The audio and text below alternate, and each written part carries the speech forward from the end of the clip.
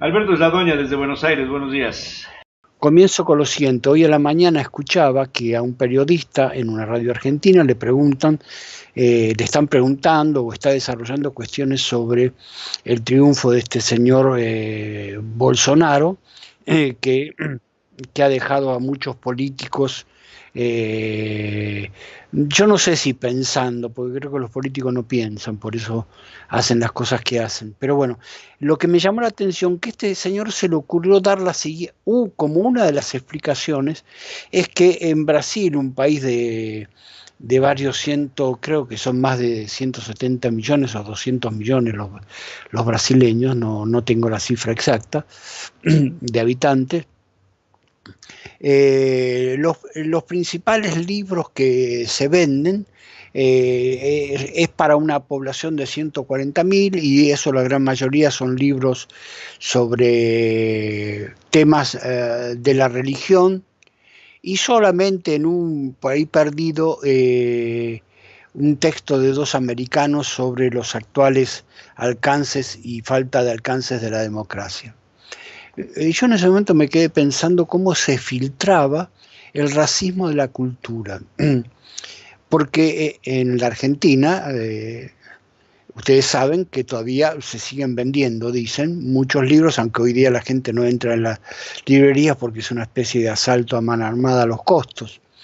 Pero a pesar de que la gente aquí en el año 2015 consumía muchísimos libros, yo a veces dejo de ir a las librerías porque en esa época no se soportaba la cantidad de novedades, de nuevas cosas que salían semana por semana. Un momento, por favor. Bueno, lo que me llamaba la atención que en la Argentina, que hay muchísimas editoriales, supuestamente se lee mucho, siempre se ha presumido la cultura del libro en la Argentina. Bueno, eso no impidió que en el año 2015 el señor Macri, una especie menor, pero de la familia del señor Bolsonaro, ganara las elecciones e incluso en el 2017 las volvió a ganar.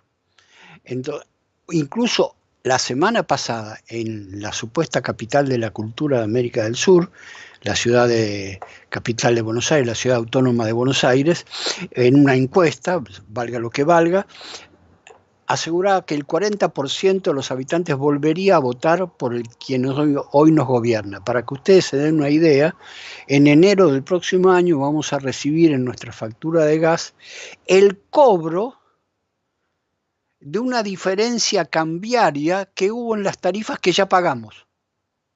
Es un hecho insólito, pero bueno, el gobierno lo ha impuesto, lo está avanzando, etcétera, etcétera. Pero lo que quería recalcar es esta idea. Con los libros, con la cultura del iluminismo, porque fundamentalmente el libro es una cultura del iluminismo. Lo recuerdo que en algunas ediciones, en la contratapa de los escritos de Jacques Lacan, hecha por Siglo XXI y traducida por un poeta como era Tomás Segovia, cosa que me parece muy bien que un poeta haya traducido los escritos de Lacan, se indicaba que Jacques Lacan era, creo que fue en la primera edición, una de las figuras del iluminismo. Bueno, ustedes dirán, ¿y esto qué tiene que ver con México? Me refiero a los comentarios respecto de la decisión de Paco Ignacio Taibo II, la designación como el posible o el quien va a dirigir el Fondo de Cultura Económica, indicando cosas tales como que no tenía maestrías, no tenía doctorados. Y como escritor y como divulgador de la lectura únicos. Increíble. Simplemente señalo una de las mejores biografías, si es que vale el calificativo de mejor, de investigación sobre Ernesto Che Guevara, la escribió Paco Ignacio Taibo II, una de las mejores, quizá la única, sobre Villa iba a hablar justamente. Es además una persona que dedica una cantidad de horas a cosas, yo puedo estar de acuerdo o no, que los intelectuales no hacen, que es fomentar la cultura de la lectura de libros, abiertos al público en general. Entonces, de pronto en las redes sociales aparecen estos comentarios que dejan filtrar algo así como el pequeño Bolsonaro que reina en nosotros y entre nosotros. O sea, me parece que no hay que olvidar que En el caso de México y en la Argentina ocurrió solamente en el norte del país, donde había una gran población y cultura indígena, a diferencia de México, que en Mesoamérica todo era una cultura indígena. El libro funcionó como una parte de la espada que costó muchas vidas. O sea, que en el nombre del libro, así como se queman libros para impedir que se los lea, también se quemaba gente en nombre de la defensa del libro. Recuerdan lo que ocurrió con los códices mayas en Yucatán, porque se pensaba que eran los mensajes del diablo. Y que incluso durante gran parte de la colonización y de la colonia, estaba prohibido el acceso de gente de origen indígena a la educación, para que se intentaba prohibirles el acceso a la lectura. Entonces, lo que quería señalar es esta cuestión de que cómo esto es una forma de discriminación en nombre de la cultura. No es una cultura que incluso, entre comillas, se dice inclusiva, no, porque vamos a publicar en lengua castellana textos indígenas. Ustedes saben que ustedes pasan un texto indígena al castellano y matan la lengua indígena. Yo quisiera preguntarte, porque lo de Bolsonaro, nosotros en México no lo... Pues estamos muy lejos de Brasil, la verdad es que hay mucha distancia, pero hay una tendencia, hay una corriente en Francia, en Alemania, en Austria, en Italia y en una buena parte de Iberoamérica, en Iberoamérica de una manera amplia, hay una tendencia del fascismo o de la extrema derecha a recuperar espacios por la vía democrática. ¿Cómo lo percibes esto, Alberto? Bueno, en primer lugar yo te diría que tengo una pequeña diferencia contigo. Creo que México está mucho más cerca de Brasil de lo que se piensa.